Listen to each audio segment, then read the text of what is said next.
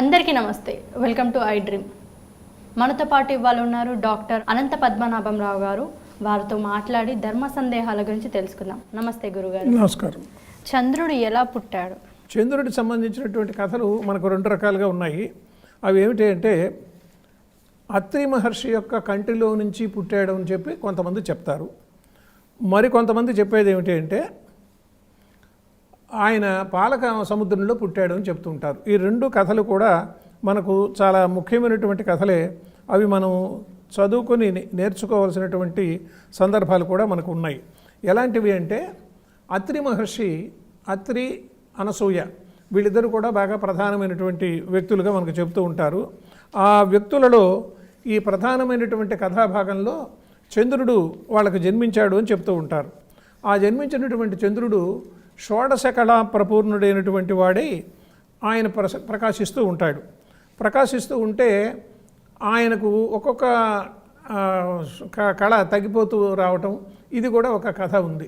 16 కళలు ఉంటే ఆ 16 కళల్లో కూడా అష్టాదశ పూర్ణమైనటువంటి కళలకు, షోడశ పూర్ణమైనటువంటి ఆ కళలకు కథ కూడా చెప్తూ ఉంటారు.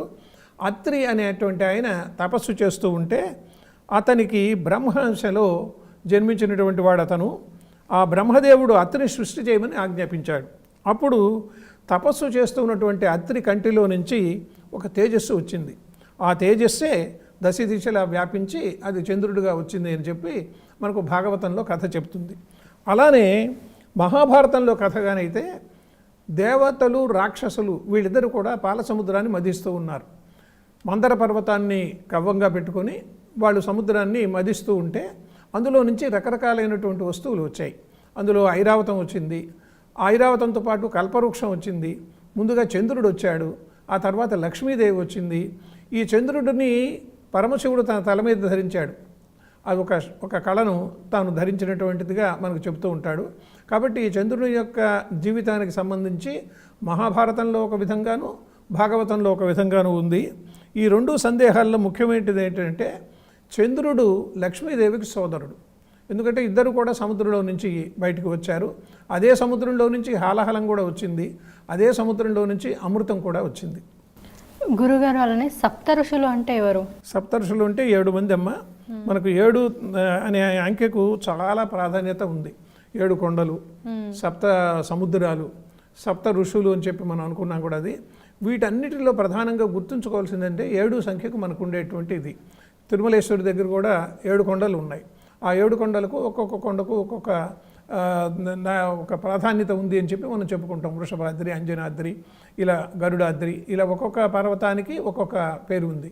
ఈ సప్తర్షుల్లో ప్రధానంగా చెప్పుకోదగినటువంటి వాళ్ళు వశిష్ఠుడు, కశ్యపుడు, అత్రి, విశ్వామిత్రుడు, గౌతముడు, జమదగ్ని, భరద్వాజుడు.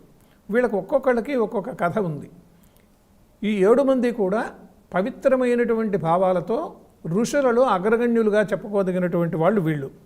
వీళ్ళు 7గురు కూడా మనకు నక్షత్ర మండలంలో ఉత్తర దిశలో కనిపిస్తూ ఉంటారు. ఈ సప్తర్షులు మనకు రామాయణంలో కనిపిస్తారు చాలామంది.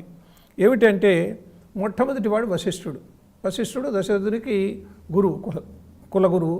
విశ్వామిత్రుడు వచ్చినప్పుడు ఈ రావణుడిని పంపించమని చెప్పి అడిగితే దశరథ మహారాజు, అయ్యా నేను పంపించలేను, ఊనషోడశ వర్షో మే రామో రాజీవలోచన అంటాడు ఆయన. 16 ఏళ్ళు కూడా నిండలేదు, మాకు పిల్లవాడిని నేను మీతో కూడా పంపించలేను అంటే అప్పుడు విశ్వామిత్రుడు అంటాడు, నీ కుమారుని గురించి నీకు తెలియదు, అతడు శక్తి సామర్థ్యాలు కలిగినటువంటి పరాక్రమవంతుడైనటువంటి వాడు, నాతో కూడా పంపించమని అంటే వశిష్ఠుడు అప్పుడు జోక్యం చేసుకొని, అయ్యా పంపించు, విశ్వామిత్రుడు చాలా గొప్పవాడు, గాయత్రి మంత్ర ద్రష్ట అయినటువంటి వాడు, పంపిద్దామని చెప్పి రాముణ్ణి పంపించాడు. ఇక కశ్యపుడు సాక్షాత్తు దశరథ మహారాజుగా పుట్టి శ్రీరాముడికి తండ్రి అయ్యాడు. కశ్యప మహర్షి కూడా ప్రధానమైనటువంటి వ్యక్తి. ఆ తర్వాత అత్రి, అనసూయ. ఇంతకుముందు మనం అత్రి గురించి అనుకున్నాం. అనసూయాదేవి ఎలాంటిది అంటే, సీతారాములు ఇద్దరు కూడా అరణ్యవాస చేసే సమయంలో అత్రి ఆశ్రమానికి వెళ్ళారు. అనసూయ ఆ సీతను దగ్గరగా తీసుకొని, అమ్మా నువ్వు చాలా పవిత్రమైనటువంటి కన్యా కార్యక్రమంలో వివాహం చేసుకున్నటువంటి రాముడి దగ్గర నువ్వు ఉంటూ ఉన్నావు, మీ దాంపత్యం చిరకాలం ఉండాలని చెప్పి నేను కోరుకుంటున్నాను, అసలు మీ పెళ్ళి ఎలా జరిగిందమ్మా అని అడుగుతారు. అంటే మామూలుగా మనం ఎవరైనా కొత్తగా మన స్నేహితులు ఎవరైనా వస్తే ఏమై నీ పెళ్ళి ఎట్ట జరిగింది అని మనం అడుగుతుంటాం కదా. అట్లానే ఈమె కూడా ఎంతో సంతోషంగా సీత నీ పెళ్ళి ఎలా జరిగిందో ఒకసారి చెప్పమంటే సీతామ్మ తల్లి ఆమెకు సంపూర్ణంగా తన వివాహ వృత్తాంతాన్ని అంతటినీ చెప్తుంది. శివధనుర్భంగం చేయటం, అందరూ రాజుల సమక్షంలో ఆ వరమాలను ఆ రాముడి మెడలు ఆమె వేయటం, దశరథ మహారాజు వచ్చి ఆ కార్యక్రమాన్ని అంతటిని కూడా వివాహ కార్యక్రమాన్ని చేయటం. ఇక్కడ విశేషం ఏమిటి అంటే విశ్వామిత్రుడు వివాహం అయిపోయిన వెంటనే రాముడిది వెంటనే తన పని తను అయిపోయిందన్నట్టుగా వెళ్ళిపోతాడు. అంటే తను దేనికి వెళ్ళాడు? అయోధ్య నగరానికి రాముడిని తీసుకురావడానికి యాగ సంరక్షణ కోసరంగా వెళ్ళాడు. ఆ యాగ సంరక్షణ అయిపోయింది కదా, మళ్ళీ తిరిగి ఆ పిల్లల్ని అయోధ్యకి పంపించే ఉండొచ్చు. అలా కాకుండా మిథిలా నగరానికి తీసుకెళ్ళాడు. జనక మహారాజును ప్రవేశపెట్టాడు. ఆ జనక మహారాజు కోరినటువంటి కోరిక మీద శివధనుస్సును భంగం చేసి రాముడు సీతను కళ్యాణం ఆడాడు. లక్ష్మణుడు, భరతుడు, శత్రుఘ్నుడు కూడా ఊర్మిళ మొదలైనటువంటి వాళ్ళు వివాహం ఆడారు. ఆ విధంగా ప్రతి ఒక్క ఋషికి కూడా ఒక కథ, ఒక విశిష్టత మనకు కనిపిస్తుంది. ఇంకొక విశేషం ఏమిటంటే ఈ అత్రి అనసూయలు, ఈ అనసూయాదేవి సీతాదేవికి అంగరాగ భోగాలన్నిటిని కూడా ఇచ్చింది. నువ్వు అడవుల్లో ఉంటూ ఉన్నావు కాబట్టి నీకు కావాల్సినటువంటి మామూలు మన ఆధునిక సమాజంలో చెప్పుకోవాలంటే మేకప్ సామాన్, నీకు కావాల్సిన ఆభరణాలు, నీకు కావాల్సినటువంటి శరీరానికి పూసుకోవాల్సినటువంటి పూతలు ఇవన్నీ ఇస్తున్నాను అని చెప్పి ఆమె భద్రంగా ఇచ్చిందట. ఇక అహల్యకు సంబంధించినటువంటి వృత్తాంతంలో గౌతముడి కథ కూడా వస్తుంది. గౌతముడు, అహల్య ఉన్నారు. ఇంద్రుడి వల్ల అహల్య తన శీలాన్ని పోగొట్టుకోవడంతో ఆమె రాతిగా పడి ఉండటం, రాముడు వచ్చి ఆ అహల్యకు మళ్ళీ తిరిగి విమోచనాన్ని కలిగించటం, శాప విమోచన కలిగించటం కూడా మనం తెలుసుకున్నాం. ఈ జమదగ్ని కొడుకైనటువంటి పరశురాముడి దగ్గరికి రాముడు వెళ్ళి ఆ పరశురాముడికి రాముడికి మధ్య జరిగినటువంటి కార్యక్రమంలో విష్ణు ధనస్సును శ్రీరాముడు స్వీకరిస్తాడు. భరద్వాజ మహర్షి కూడా మనకు రామాయణంలో వస్తాడు. భరద్వాజుడు భరతుడు వచ్చినప్పుడు అందరికీ కూడా వాళ్ళకు మొత్తం పరివారాన్ని అంతటికీ కూడా భోజనాలు అవి ఏర్పాటు చేశాడు.